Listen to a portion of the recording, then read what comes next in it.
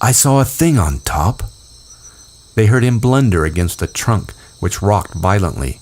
They lay silent for a moment, then muttered, "Keep a good lookout. It may be following." A shower of ash pattered round them. Jack sat up. "I saw a thing bulge on the mountain." "You only imagined it," said Ralph shakily. "Because nothing would bulge, not any sort of creature." Roger spoke. They jumped, for they had forgotten him. "A frog?" Jack giggled and shuddered. Some frog. There was a noise, too, and a kind of plop noise. Then the thing bulged. Ralph surprised himself, not so much by the quality of his voice, which was even, but by the bravado of his intention. "We'll go and look." For the first time since he had first known Jack, Ralph could feel him hesitate. "Now?" His voice spoke for him.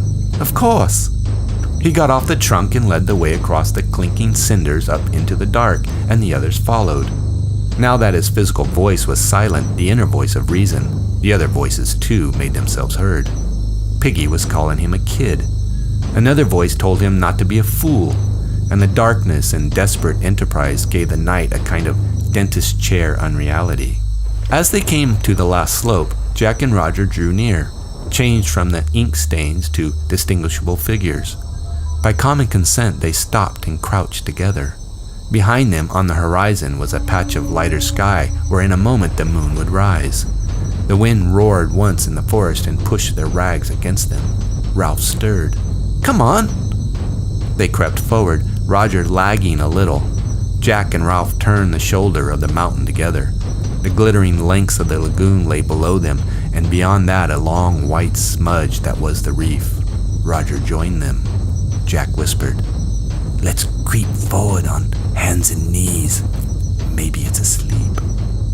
Roger and Ralph moved on, this time leaving Jack in the rear, for all his brave words. They came to the flat top where the rock was hard to hands and knees. A creature that bulged. Ralph put his hand in the cold, soft ashes of the fire and smothered a cry.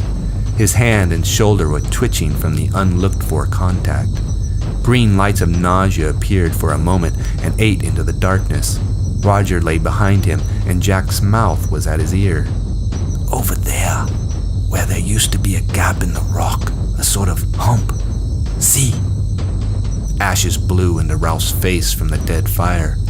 He could not see the gap or anything else because the green lights were opening again and growing, and the top of the mountain was sliding sideways.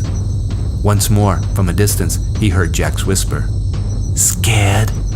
Not scared so much as paralyzed, hung up there immovable on top of a diminishing, moving mountain. Jack slid away from him. Roger bumped, fumbled with a hiss of breath, and passed onwards. He heard them whispering, "Can you see anything?" "There." In front of them, only 3 or 4 yards away, was a rock-like hump where no rock should be. Ralph could hear a tiny chattering noise coming from somewhere, perhaps from his own mouth. He bound himself together with his will, fused his fear and loathing into a hatred, and stood up. He took 2 leaden steps forward. Behind them, the sliver of moon had drawn clear of the horizon. Before them, something like a great ape was sitting asleep with its head between its knees. Then the wind roared in the forest. There was confusion in the darkness, and the creature lifted its head, holding toward them the ruin of a face. Ralph found himself taking giant strides among the ashes, heard other creatures crying out and leaping, and dared the impossible on the dark slope. Presently the mountain was deserted, save for the 3 abandoned sticks and the thing that bowed.